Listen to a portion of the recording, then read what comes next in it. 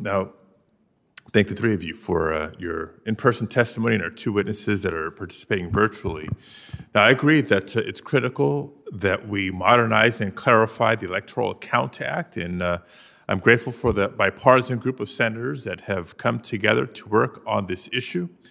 But I do have some questions for our witnesses on not just how we can best fix this law, but for a moment, I think it's also important for this committee and for this hearing to focus on two other related points about the Electoral Count Act reform. First, while the ambiguous text of the current Electoral Count Act left room for exploitation on January 6th, the text didn't exploit itself. People did. The former president did. Senators, members of Congress did. And an army of lawyers all had to give up on our democracy enough to give in to the big lie and use it to fuel a baseless challenge to the 2020 election. So while fixing the ECA is important, I think it's also important to remember why we need to do so in the first place. Because bad faith actors stand waiting in the wings to try again to exploit the text again for their own cynical ends. Second, fixing the ECA won't do anything to remedy the significant barriers to ballot access that far too many voters across the country continue to face. Fixing the ECA might make it harder to cheat in our elections. We hear that a lot from our colleagues, and we should absolutely do that. But I hope that we can soon find our way back to making it easier to vote as well. My first question is for Ms. Nelson. I know she's participating virtually, but let me ask Ms. Nelson to elaborate on the second point I just raised. Can you please expand on your testimony regarding the barriers to access that voters across the country will continue to face regardless of whether or not we reform the Electoral Count Act? Yes, thank you, Senator Padilla, for that question. As I've said, both orally and in the written testimony, election sabotage does not occur only once a ballot is cast. It is also determined by who gets to cast a ballot in the first place and under what conditions. We know that voter discrimination and voter suppression is still rampant in our electoral system. We know that there have been hundreds of bills proposed and passed in states across the country that limit access to the ballot and that particularly have a disproportionate impact or were directly targeted at Black and Brown and other marginalized voters.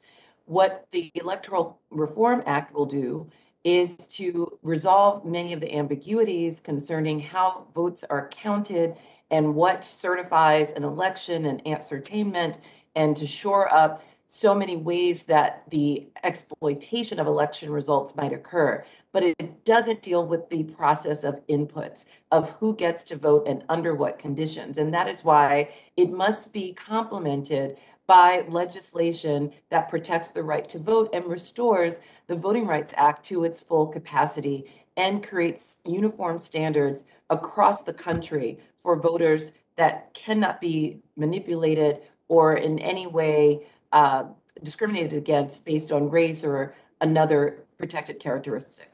Okay. Thank you so very much. My second question, it's more of a speed round for all the witnesses, is as follows. Now, the bipartisan group of senators that engaged in a serious effort to address some of the major vulnerabilities of the current ECA text, I appreciate their work.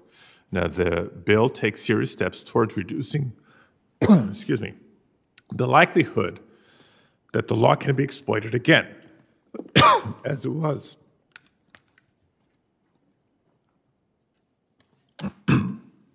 As it was on January 6th. But the committee...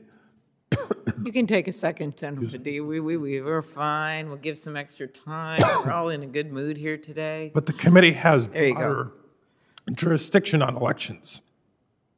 So I'd like to hear just briefly from each of you, We know what's in the bill. Is there anything else that you would suggest to this committee that be added to the bill to make it even better? We'll start with Mr. Gore and work our way down the table, then to the witnesses participating virtually. Thank you, Senator. I do believe that some of the technical corrections that have been suggested to the bill by Professor Mueller and others are appropriate. We had a back and forth earlier about the time period for bringing challenges under the Reform Act and this question of whether 6 days is sufficient. I do believe that the 5-day notice provision in 28 U.S.C. 2284 for actions brought before a 3-judge court involving a state officer or a state official should be waived for these kinds of cases, just to ensure that there's as much time as possible to resolve any federal constitutional or statutory claims. Ambassador? Thank you, Senator. I think extraordinary and catastrophic should be defined. I think the timing should be extended. We still had state litigation going in 2020 after the so-called state harbor and after the Electoral College met. I think that lawfully certified and regularly given needs to be defined better to prevent mischief here in Congress. And in my testimony, I've laid out some procedural specifications that I think is important to put in. If you call those clarifications and technical corrections, I'm all for them. And I do appreciate the huge bipartisan effort. Mr. Mueller. With Senator Warner's endorsement, I think I'll rest on the 4 recommendations I put in my written testimony. Thank you very much. Mr. Bauer. I do not think there is a gaping hole in the statute. I do think that there are technical corrections of the kind that I understand Professor Mueller has advanced, clarifications that could well be in order and could help to answer questions and secure bipartisan passage. I would contrast that with any glaring weakness in the design. I don't think there is any glaring weakness in the design, but those technical corrections and clarifications, it seems to me, are appropriately considered. Thank you. And Ms. Nelson.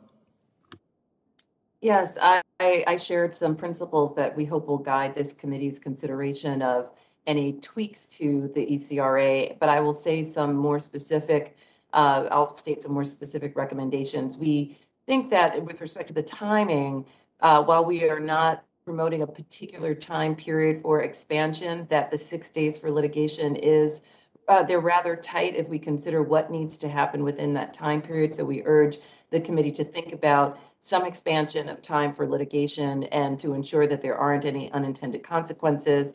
We've also raised some issues concerning the assignment of judges for the judicial process to ensure that there is no actual and more importantly, no appearance of bias that may undermine public confidence in the process.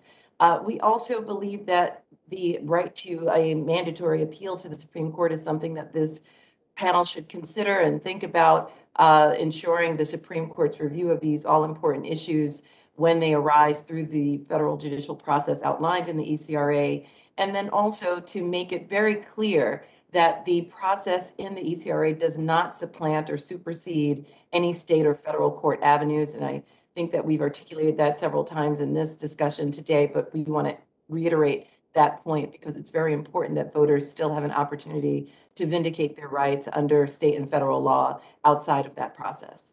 Thank you. Thank you all. Thank you, Madam Chair. Okay, thank you. Good.